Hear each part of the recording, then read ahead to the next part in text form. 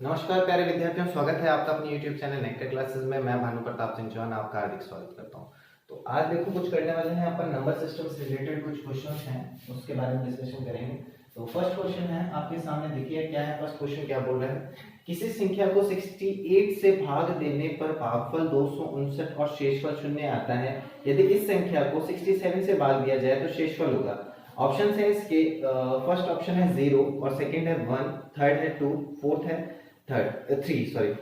तो अब अपने पास में चार ऑप्शन दिए हैं, तो इस क्वेश्चन को कैसे करेंगे। देखो सबसे पहले देखेंगे किसको भाग देना है। तो अपने पास में जो फॉर्मूला होता है, भाज्य बराबर भाजक गुणा में भागफल प्लस शेषफल, ये फॉर्मूला होता है अपने पास में कि यानी अपन को भाज्य निकालना होता है, तो भाजक गुणा में भागफल प्लस शेषफल। इतनी सी बात एक बार लिख के छोड़ देता हूँ, आगे कुछ बातें करते हैं फिर उसके बाद में काम करेंगे। देखो क्वेश्चन क्या बोल रहा है, फर्स्ट स्टेटमेंट में जाते हैं। ये कह रहा है किसी संख्या को 68 से भाग देने पर, 68 से भाग देने पर भागफल 259 और शेषफल 0 आता है। यानी कि इस फॉर्मूले को का यूज मैंने आप लोगों को इंट्रोडक्शन के अंदर बता रखा है कि इस फॉर्मूले का यूज अपन कैसे करते हैं। तो स्टेटमेंट के ऊपर जाते हैं। ये कह रहा है कि भाज्य जो है वो क्या होता है कि मतलब अगर कोई भाजक कोई संख्या दी है, जैसे मेरे को पहले दिया हुआ है भाजक, पहले लिख लेते हैं एक बार। भाजक बराबर क्या दिया हुआ है इसमें मुझे 68 दिया हुआ, 68 दिया हुआ है, ठीक है 68 दिया हुआ है। तो भागफल आता है 259, भागफल क्या आता है 269 और शेषफल आता है 0। ये इसने अपन को चीजें दी है, जो गिवन चीजें होती है वो सारी सारी अपन लिख लेते हैं। पहले भाजक अपन को दिया हुआ 68, भागफल दिया 259, शेषफल दिया हुआ 0। अब ये कह रहा है कि इसी संख्या को, वही संख्या मुझे नहीं पता, वो कह रहा है उसको आप भाजक चेंज कर दो, उस जगह पे कर दो 67, ठीक है। तब भागफल क्या आता है और शेषफल क्या आता है वो आप मुझे बता दो। इतनी सी बात ही कहना चाहता है, समझ गए होंगे आप क्या कहना चाह रहे हैं।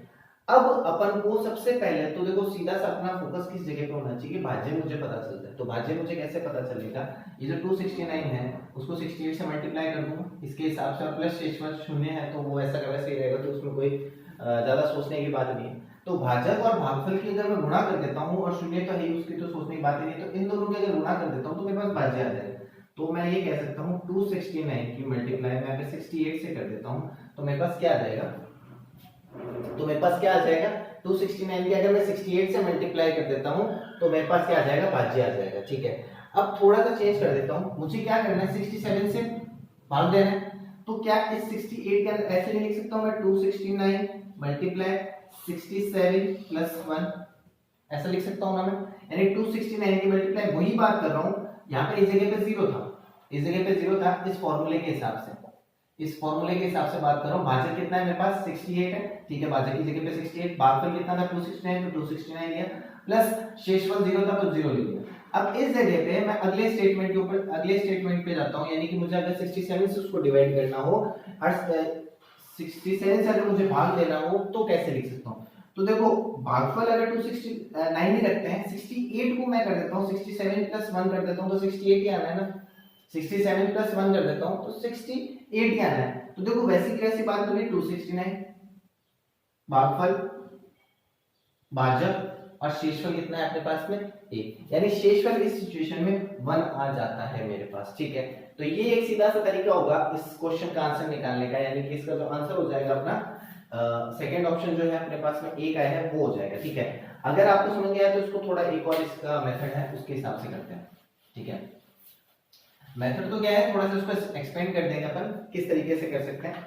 यानी कि जो फर्स्ट अपन ने सिचुएशन देखी थी उसके अंदर अपन ने क्या किया था, भाजक कितना था 68, भागफल कितना है अपने पास में 269 था, ठीक है, और प्लस 0, ये अपने पास में आ गया 68 मल्टीप्लाई 269 प्लस 0, यानी कि ये अपने इस हिसाब से अपन क्या निकाल सकते हैं, भाज्य निकाल सकते हैं, ठीक है।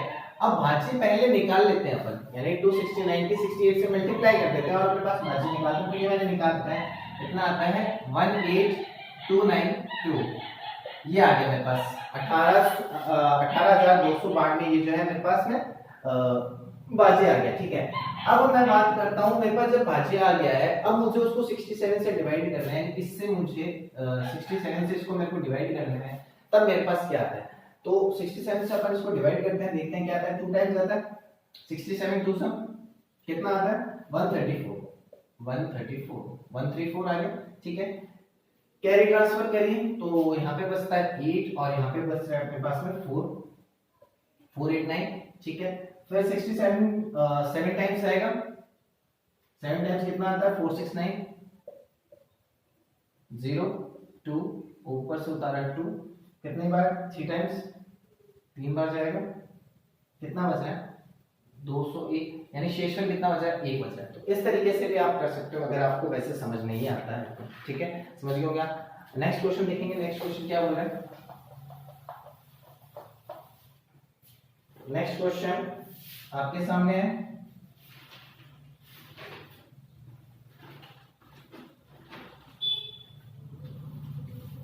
किसी संख्या को 6 से विभाजित करने पर शेषफल 3 आता है, उसी संख्या के वर्ग को 6 से विभाजित करने पर शेषफल आएगा।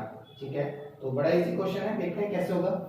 देखो पहली बात तो अपने पास में दो मेथड होंगे, एक जगह पे अपन सपोज कर लेंगे, ये कह रहा है किसी संख्या को, तो पहले किसी संख्या को जो है ये जो किसी संख्या को अपन ने बोला है इसको अपन सपोज कर लेते हैं, मान लेते हैं, माना वो संख्या हो गई, कोई भी संख्या ले लेते हैं अपन। ठीक है, तो पहले वाले सिचुएशन के हिसाब से, पहले वाले मेथड के हिसाब से अपन क्या करते हैं, संख्या ले लेते हैं। तो भाई 6 से शेषफल कितना आता है, इसने बोला है शेषफल आता है 3 आता है, तो बड़े से बड़ा नंबर जो भी होगा वो मेरे पास में एक 9 दिख रहा है मुझे, मतलब छोटे से छोटा नंबर, तो छोटे से छोटा नंबर मुझे 9 दिख रहा है, तो मैं बोल देता हूं माना संख्या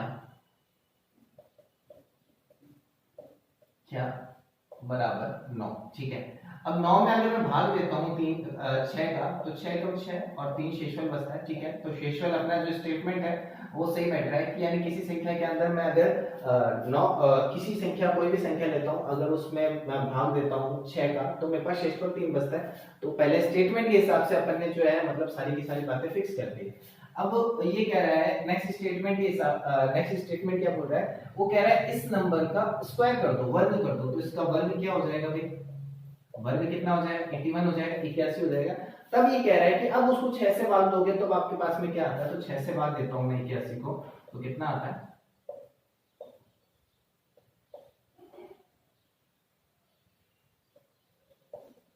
3। तो यानी कि मेरे पास क्या आ गया 3 ही आ गया। इस सिचुएशन में भी मेरे पास क्या है 3 है, यानी कि अगर मुझे 6 से भाग दिया जाता है, सॉरी मुझे क्या किसी नंबर को, किसी डिजिट को या किसी नंबर को 6 से भाग दिया जाता है और फिर उसी नंबर या उस डिजिट का स्क्वायर कर दिया जाता है, वापस 6 से भाग दिया जाता है, तो शेषफल 3 प्राप्त होता है। ठीक है, तो नंबर क्या हो जाएगा 9 हो जाएगा, और इसके हिसाब से यानी कि शेषफल क्या आएगा 3 ही आएगा, समान ही रहेगा दोनों सिचुएशन के अंदर। ठीक है, और दूसरा आपके पास मेथड रहता है कि आप जो फॉर्मूला है उसके हिसाब से चलो। फॉर्मूला क्या है, फॉर्मूला क्या था अपने पास में, भाज्य बराबर भाजक गुणा में भागफल प्लस शेषफल, ये अपने पास में फॉर्मूला था, तो उस हिसाब से चलते हैं। तो मैं पहले भाज्य मान लेता हूँ, भाज्य बराबर कितना हो जाएगा x मान लेता हूँ। ठीक है, और भाजक अपने पास में 6 है, भाजक क्या है अपने पास में 6 है। अब मुझे भागफल मानना है, तो भागफल मैं मान लेता हूँ y। ठीक है, ठीक है, और शेषफल जैसा कि अपन को दिया हुआ है, गिवन है, शेषफल बराबर कितना हो गया 3। ठीक है, ये चीजें अपन को गिवन है उस हिसाब से रख देते हैं। तो x इज इक्वल टू मेरे पास कितना हो गया 6 मल्टीप्लाई y प्लस 3, ये बन गई सिचुएशन। तो इसके हिसाब से जो है पूरा पूरा भाग जाता है और 3 से 3 क्या बचता है शेषफल बचता है। अब इसका स्क्वायर करना है तो मैं इस जगह पे स्क्वायर कर देता हूं, x square is equal to क्या हो गया 6y हो गया, नहीं 6y प्लस 3 का स्क्वायर। ठीक है, 6y प्लस 3 का स्क्वायर कर दिया। अब 6y प्लस 3 का स्क्वायर जब मैं खोलता हूं यानी a प्लस b की फॉर्मेट में आ गया, तो 6y कंप्लीट का स्क्वायर प्लस 2ab होता है, फार्मूला आपको पता है a प्लस b के होल स्क्वायर का फार्मूला लग रहा है इस जगह पे, a प्लस b के होल स्क्वायर का फार्मूला लग रहा है, उसके हिसाब से ये खुल रहा है। तो इतना सोचने की जरूरत नहीं है, a का स्क्वायर यानी फर्स्ट वाले टर्म का स्क्वायर का 6y स्क्वायर हो गया प्लस 2 मल्टीप्लाई a टर्म क्या है 6y है और b टर्म क्या है मेरे पास 3 है, प्लस 3 3 9 हो गया इस जगह पे। ठीक है, अब मैं इस जगह पे क्या देखता हूं, मेरे पास ये 3 टर्म है, इनमें से सब में से मैं 6 कॉमन ले लेता हूं, क्योंकि सब में 6 कॉमन आ रहा है, यहाँ पे भी 6 है, यहाँ पे भी 6 है, और 9 वाली जगह पे मैं इसमें से नहीं ले सकता हूं, तो इसको थोड़ा सा मैं अलग कर सकता हूं, इस जगह पे यूं लिख सकता हूं ना 6 प्लस 3, 6 प्लस 3 का मतलब भी क्या होता है 9 होता है। तो यानी अब मैं इनमें से कॉमन ले सकता हूँ, तो इनमें से कॉमन लेता हूँ, 6 को मैंने अगर कॉमन ले लिया, देखो इस जगह से मैंने अगर 6 को कॉमन लिया तो इसका मतलब यहाँ पे क्या बचेगा 6y स्क्वायर अंदर बचेगा, क्योंकि मेरे पास दो 6 है ना, स्क्वायर करने को बोल रहा है, कंप्लीट का स्क्वायर, तो 6y स्क्वायर बचेगा प्लस 6 यहाँ से निकाल लिया, यानी कि ये 6 निकाल लिया, 2 3 6 बन रहा है, ये निकाल लिया तो क्या बचा मेरे पास 6y बचा, प्लस यहाँ से 6 निकाल लिया तो जिसका कोई नहीं उसका 1 बचा प्लस 3, ठीक है। यानी कि ये जो पूरी की पूरी जो सिचुएशन है वो 6 के मल्टीप्लाई के अंदर, यानी कि ये जो पूरी पूरी टर्म बनी मेरे पास एक, ये पूरी 6 के मल्टीप्लाई में, इसका मतलब ये पूरी पूरी 6 से डिविजिबल, 6 से इसमें भाग जाएगा, तो शेषफल लास्ट में क्या बच रहा है प्लस का 3 तो बच रहा है, यही तो बात है। यानी अगर ये पूरी की पूरी अगर 6 से भाग चला जाएगा, 6 से अगर इस पूरी पूरी संख्या में भाग चला जाएगा, जो भी यहाँ पे बनेगा 6 में अगर 6 से पूरा भाग चला जाएगा तो लास्ट में क्या बचेगा मेरे पास 3 बचेगा, ठीक है। तो इस तरीके से भी आप कर सकते हो, समझ में आ गया होगा। नेक्स्ट क्वेश्चन देखिए आपके सामने है। नेक्स्ट क्वेश्चन क्या बोल रहा है, निम्न में से कौन सी 18 से विभाजित है। तो भाई सबसे पहले तो मुझे एक सेकंड रुकिएगा, जिसको आता है वो इस क्वेश्चन को करेगा। ऑप्शन से आपके सामने इसमें दे रखे हैं अपन को 54036, ठीक है। नेक्स्ट ऑप्शन है 50436, थर्ड वाला ऑप्शन है अपने पास में 34056 और फोर्थ वाला है 65043, ठीक है। तो डिविजिबिलिटी रूल आपको पता होना चाहिए इसके लिए कि इस क्वेश्चन को कैसे करेंगे। आपको पता होना चाहिए कि कौन सी संख्या से अगर मुझे 2 से विभाजित करना है तो 2 से भाग किस सिचुएशन में जाता है, 3 से कैसे जाता है, 4 से कैसे जाता है, ये सारी की सारी बातें जो है इंट्रोडक्शन वाले के अंदर मैंने बता रखा है, डिविजिबिलिटी रूल नाम से एक पूरा का पूरा एक वीडियो अलग से है, तो उसमें जाके देख सकते हैं। तो 18 की बात करता हूँ, तो 18 के अंदर देखो 18 को मैं क्या लिखता हूँ 2 गुणा 9, 2 गुणा 9 लिख सकता हूँ, यानी 2 में 18 होता है। तो यानी 2 का भी डिविजिबिलिटी अलग से रूल है और 9 का भी अलग से, यानी कि जो संख्या 2 से भी भाग चली जाएगी पूरी पूरी और 9 से भी भाग चली जाएगी, पूरी की पूरी डिवाइड होती है भाग, पूरा का पूरा भाग जाता है जिस संख्या में 2 का और 9 का पूरा पूरा भाग जाता है, वो संख्या क्या होगी, वो संख्या तो 18 से विभाजित हो गई, नहीं तो वो विभाजित नहीं होगी। तो इसके अंदर अपने पास में देखो 4 ऑप्शन है, बस एक चौथा ऑप्शन देखो मेरे को सब देखने की जरूरत नहीं है 9 से भाग जा रहा है नहीं जा रहा, मैं 2 से पहले चेक कर लेता हूं। तो पहले वाले के अंदर चला जाएगा, फर्स्ट वाले ऑप्शन के अंदर 54036 इसके अंदर चला जाएगा, क्योंकि लास्ट के अंदर 6 अपन को दिख रहा है, क्योंकि सम संख्या है, सम संख्या के अंदर भाग जाता है। सेकंड वाले ऑप्शन में भी चला जाएगा, थर्ड वाले में चला जाएगा, फोर्थ वाले के अंदर लास्ट के अंदर 3 है, इसका मतलब लास्ट वाले के अंदर नहीं जाएगा, क्योंकि वहां पे विषम संख्या आ जाती है। तो इसका ऑप्शन, इसका जो आंसर हो जाएगा 65043। तो देख के ही पता चल जाता है, ज्यादा सोचने की जरूरत नहीं है, ठीक है। तो नेक्स्ट क्वेश्चन देखेंगे आप। नेक्स्ट क्वेश्चन है अब आपके सामने, भाग के एक प्रश्न में भाजक भागफल का 7 गुना तथा शेषफल का 3 गुना है। भाग के एक प्रश्न में भाजक भागफल का 7 गुना तथा शेषफल का 3 गुना है, यदि शेषफल 28 हो तो भाज्य होगा। तो इसके अंदर अपन को सब चीजें एक तरह से माननी पड़ेगी, क्योंकि अपन उसी क्वेश्चन के हिसाब से कर रहे हैं जैसा क्वेश्चन अपन ने फर्स्ट में करा था, शुरुआत में करा था। तो भागफल मैं मान लेता हूँ, भागफल मैंने मान लिया, भागफल मान लिया मैंने Q, ठीक है। शेषफल मैंने मान लिया R, शेषफल मैंने R मान लिया, ठीक है। तो अब इसमें स्टेटमेंट के हिसाब से क्या बोला है, भागफल 7 गुना तथा शेषफल 3 गुना है, यानी कि जो भाज्य है भाग के एक प्रश्न में भाजक भागफल का 7 गुना तथा शेषफल का 3 गुना है, सॉरी भाजक की बात बोलिए, तो यानी कि जो भाजक है वो बराबर होगा, अगर मैं भागफल का 7 गुना कर देता हूं तो 7 हो गया, और शेषफल का मैं 3 गुना कर देता हूं, यानी कि ये तीनों के तीनों बराबर होंगे इस सिचुएशन में। अगर मैं भागफल का 7 गुना कर देता हूं और शेषफल का 3 गुना कर देता हूं तो भाजक के बराबर होंगे, इतनी सी बात इसने बोली। लास्ट के अंदर इसने अपन को दे दिया है शेषफल अगर 28 हो तो भाज्य ज्ञात करो, शेषफल अगर 28 हो तो भाज्य ज्ञात करो, तो यानी ये दोनों चीजें बराबर है। तो मैं इस जगह पे यूं बोल सकता हूं, मुझे Q निकालना है तो मैं यूं निकाल सकता हूं 3/7, क्योंकि यहाँ पे 7 जो है मल्टीप्लाई में होता चला जाएगा डिवाइड में, तो 3/7 मल्टीप्लाई R हो जाएगा। R गिवन है मुझे, यानी कि जो शेषफल है R जो रिमाइंडर है वो मुझे गिवन है इस जगह पे 28 दिया हुआ है, ठीक है। 28 दिया हुआ है, इस जगह पे रख देते हैं 3 × 7 28, 7 × 28 3 × 12, ठीक है। यानी कि जो 12 है वो मेरे पास क्या आ गया, भागफल आ गया, यानी Q आ गया ना, मेरे पास Q निकालना था, मुझे Q निकाल लिया। अब मैं भाजक की बात करता हूं तो भाजक मैं निकाल सकता हूं, क्योंकि इसने बोला है 7 गुना है, तो अगर मेरे पास भागफल बराबर अगर मेरे पास 12 आ गया तो भाजक बराबर कितना आ गया 12, 7 की अगर मैं 12 से गुणा कर दूंगा तो मेरे पास क्या आ जाएगा, भाजक आ जाएगा। तो भाजक इस सिचुएशन में मेरे पास कितना आ जाता है, 7 दूनी 14, 28, 84, ठीक है। तो 84 मेरे पास क्या आ जाता है, भाजक आता है। अब ये मेरे से कह रहा है, इसने लास्ट में मांगा है कि भाज्य बता दो। तो भाज्य बताने के लिए मुझे क्या करना पड़ता है, भाज्य बराबर क्या होता है, भाज्य बराबर होता है भाजक गुणा में भागफल प्लस शेषफल, ठीक है। तो भाजक मेरे पास है, भाजक मेरे पास 84 है, भागफल मेरे पास कितना है 12 है, प्लस शेषफल मेरे को गिवन था पहले से 28। तो मेरे को बस जो वैल्यूज है वो पुट करनी है और मेरा आंसर आ जाएगा। कितना आता है, मल्टीप्लाई करने पर 84 और 12 की मल्टीप्लाई करने पर 1008 आता है, 1008 आता है प्लस 28, इन दोनों को ऐड कर देंगे तो अपने पास में आंसर आ जाएगा 1036 जो है इसका आंसर आ रहा है 1036। तो अपने जो ऑप्शन थे, ऑप्शन के अंदर जो फोर्थ वाला ऑप्शन है वो सही हो जाएगा। तो इस तरीके से इस क्वेश्चन को करेंगे। नेक्स्ट क्वेश्चन देखिए, नेक्स्ट क्वेश्चन आपके सामने, तो नेक्स्ट क्वेश्चन क्या बोल रहा है, किसी संख्या में 2 अंक है, यदि अंकों का स्थान बदलने से बनी संख्या को प्रारंभिक संख्या में जोड़ दिया जाए तो इस प्रकार प्राप्त परिणामी संख्या किस संख्या से अवश्य विभाजित होगी। तो पहला ऑप्शन है 11, दूसरा ऑप्शन है आपका 9, तीसरा है 5 और चौथा है 3।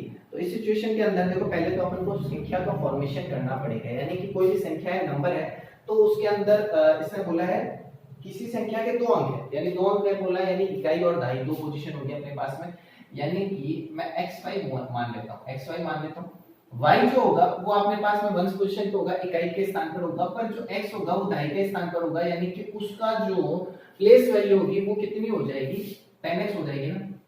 मैंने आपको बताया इस बारे में, यानी अगर मैं 29 लिखता हूं तो इसकी प्लेस वैल्यू अगर 2 की निकालता हूं तो वो 20 होगी। आगे वाले नंबर को 0 कर देते हैं, प्लेस वैल्यू और जो लोकल वैल्यू है उसके ऊपर भी एक वीडियो है, तो उसके ऊपर भी उस वीडियो को भी जाके आप देखें जिससे आपको अच्छे समझ में आएगा। तो यानी इस नंबर को अगर मुझे 29 को लिखना हो, एक बार देखेंगे 29 को अगर मुझे लिखना हो तो मैं ऐसे लिखूंगा 10 × 2 + 9, तभी तो मेरे पास 29 बनेगा, ठीक है। तो इसको ऐसे लिखेंगे। तो y जो है वो तो वंश पोजीशन पे इकाई के स्थान पर है, तो एज इट इज वैसा का वैसा ही पड़ा है, पर जो x है वो 10th पोजीशन पे, इसीलिए मैंने उसको 10x + y लिख दिया, ठीक है। अब ये कह रहा है सेकंड स्टेटमेंट के हिसाब से, तो यानी कि नंबर मेरे पास ये बन गया, ठीक है। तो मैं ये बोल सकता हूँ नंबर मेरे पास क्या बन गया 10x + y, इसको मैं ऐसे बोल सकता हूँ, ठीक है। तो फर्स्ट नंबर ये था। अब ये कह रहा है कि जो अंक हैं, जो डिजिट्स हैं, उनके प्लेस जो है इंटरचेंज कर दो, आपस में अदला बदली कर दो, दोनों को आगे पीछे कर दो, तब क्या हो जाएगा। तो भाई अगर मैं प्लेस चेंज कर दूंगा तो इसका मतलब ये yx बन जाएगा, yx जब ये बन जाएगा तो इसका मतलब मैं इसको यूं लिखूंगा 10y + x। ये बात समझ गया आप, क्योंकि x इस बार क्या है, वंश पोजीशन पे है, और जो y है वो 10th पोजीशन पे है, इसीलिए मैंने 10 की मल्टीप्लाई करते हुए लिखा है 10y + x लिख सकता हूं, ठीक है। तो यानी कि अब जो नंबर है, जब मैंने चेंज कर दिया उनको आपस में, बदलने के बाद में जो नंबर बन जाएगा, अंकों का स्थान बदलने के बाद में, लिख देता हूं मैं यहाँ पे, अंकों का स्थान बदलने के बाद नंबर, यानी अंकों का स्थान मैं बदल दूंगा तो उसके बाद में जो नंबर बनेगा, उसके बाद में जो नंबर होगा वो नंबर किस तरीके से बनेगा, वो इस तरीके से बनेगा, तो वो हो जाएगा अपने पास में 10y + x, ठीक है। अब ये कह रहा है कि इन दोनों नंबर को, यानी कि जो ये फर्स्ट वाला पहले आया था जो, और फिर जो दूसरा आपने बना लिया है, इन दोनों को ऐड कर दो, ठीक है। जोड़ देते हैं अपन, 10x + y + 10y + x, तो 10x + x कितना हो गया, 11x हो गया, y + 10y कितना हो गया, 11y हो गया। दोनों के अंदर 11 कॉमन है, 11 कॉमन है, तो 11 को कॉमन ले लिया, x + y बच गया। अब इसमें लास्ट में अपन से पूछा है कि जोड़ने पर इस प्रकार जो प्राप्त परिणामी संख्या होगी, यानी परिणामी संख्या मेरे पास 11x + y आ गई है ना, 11x + y आ गई है, तो ये जो संख्या है वो किससे विभाजित होगी। तो भाई सीधी सी बात है, 11 से पूरी विभाजित होगी, क्योंकि आगे वाली जो संख्या अपने पास में कॉमन टर्म जो है वो 11 ही है, तो इसका मतलब 11 से पूरा भाग चला जाएगा। तो इस तरीके से इस वाले क्वेश्चन का सॉल्यूशन होगा। अब क्वेश्चन देखिए, अगला क्वेश्चन क्या बोल रहा है।